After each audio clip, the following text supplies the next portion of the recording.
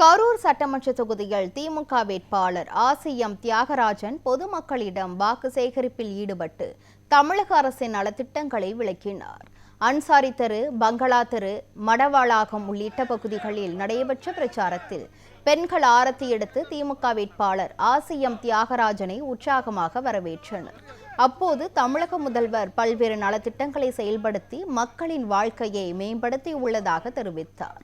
மேலும் பள்ளி மாணவர்களுக்கான காலை உணவு திட்டம் 5ஆம் வகுப்பிலிருந்து 8ஆம் வகுப்பு வரை விரிவுபடுத்தப்பட்டுள்ளது என்றும் மகளிர் உரிமை தொகை 1000 ரூபாயிலிருந்து 2000 ரூபாயாக உயர்த்தப்படும் என்றும் கூறினார்.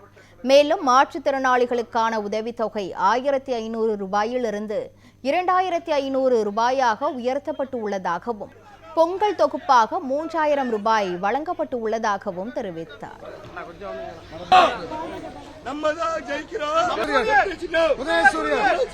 வரைக்கும்